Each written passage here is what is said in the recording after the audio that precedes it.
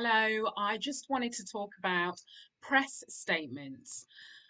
So clearly, I've been asked a lot, what should we write in our press statement? Because we're not sure.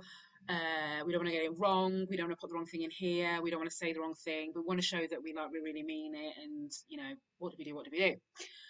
So this is not a list of 10 things before anybody's thinking. No, it's not that. All I want to say is what people are looking for, what I am looking for. Let's forget people, what I'm looking for in terms of public commitment to eradicating systemic racism within the world of work, within business, is I'm looking for meaningful stuff. I'm not looking for a statement that says you're shocked, horrified with all the things that happen in the US.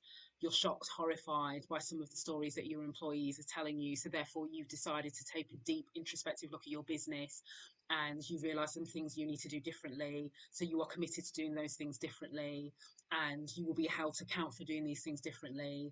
Signed, yours sincerely, CEO. It's not worth the paper it's written on. Honestly, it's not worth it. We in this stage now, we don't need to hear how disappointed you are, how horrified and whatever else. We don't need to hear that. What we want to know is what are you going to do? Like meaningful stuff are you going to do? Not which charities you're going to invest in, not where you're going to throw money, to invest in black run projects or whatever else it is. I'm not saying that stuff is not important, but that's not what we're looking for. Because don't forget, I'm focused on the experiences of Black people within the world of work. And a lot of the struggles that we have experienced boil down to day, hour by hour interactions that we have as part of our jobs, part of business as usual. So, what we're looking to see, or what I am looking to see, is what are you going to do from a behavioural perspective to address some of these things. So some of it might be about training. That's really easy. Some of it might be about education and awareness. Okay. But I also want to know what are you going to do if there are very senior people in your business who are not bought into this movement, so to speak, who are not bought into doing anything differently to address this because they feel that we should be focused on everybody, not just Black people.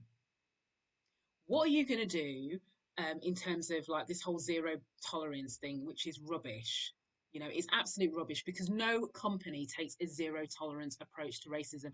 I don't care no company does that because there are too many instances of racist behavior, remarks, all sorts of things being allowed to carry on, particularly when very senior people are the culprits. So there's no such thing as zero tolerance. I mean, if you're going to use zero tolerance, mean that you're going to use zero tolerance. And for those people that says, oh yeah, but no, how can you prove it, how can you prove it? Okay, well, all you have to do is ask any of these businesses to go through all of their employee relations case trackers and have a look at any of the cases which involved racism.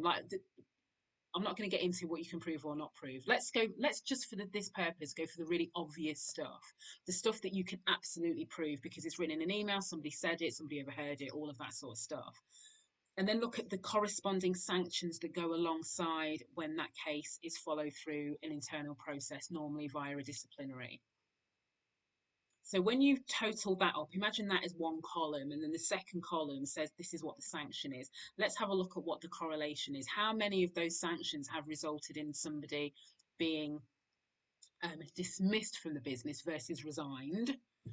How many of those things led to nowhere? How many of those things led to a final, a first written warning, all of that good stuff. So that's really easy to prove if you've got zero tolerance.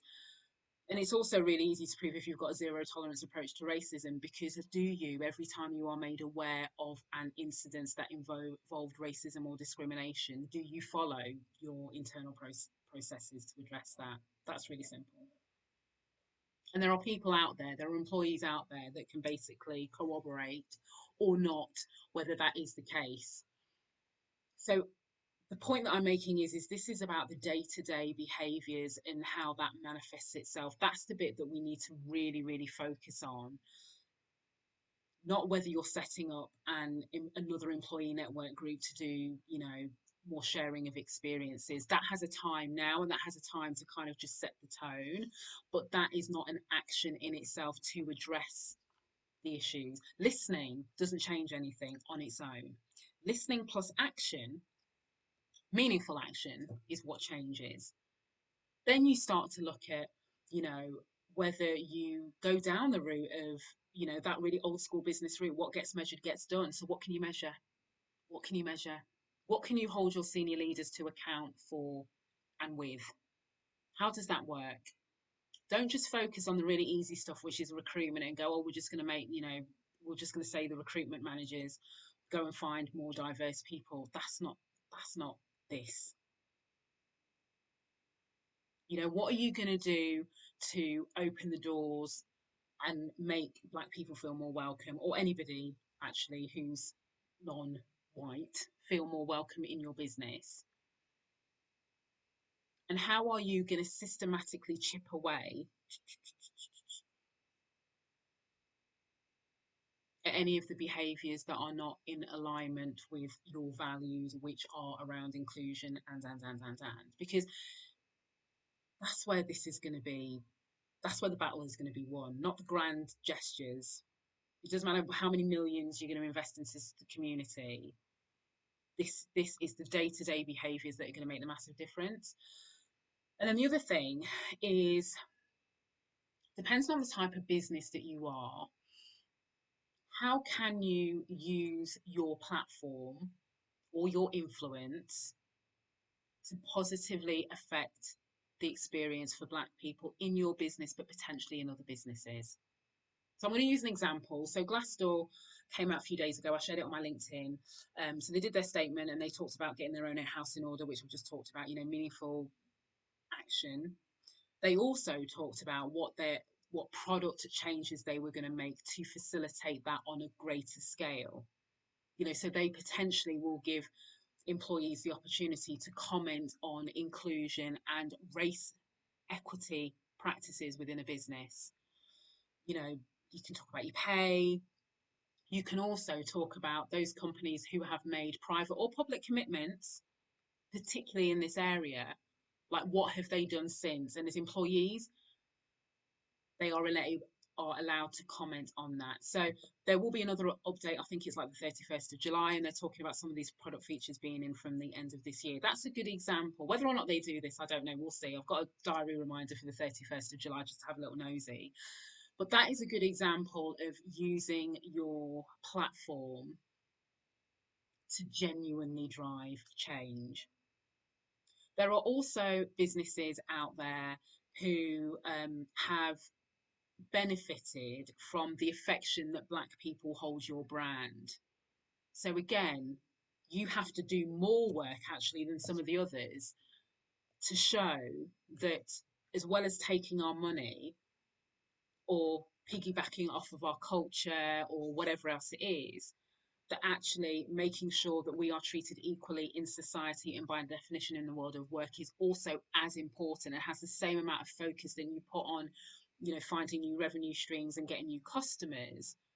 That will go a long way, providing there's a little bit of detail. It's not like we're expecting you to roll out the whole Gantt chart with every single thing that you're going to do, but there needs to be something really meaningful, and we need to see that you're using your platform to help affect change and challenge yourself to do that in a way that isn't just about doing the bare minimum in the hope that this will all go away. So I know that's not like a 10-step list. I know it's not like put this and don't put this in. But I hope within all of that you are getting what I mean when I talk about meaning and meaningful stuff in those statements and meaningful actions.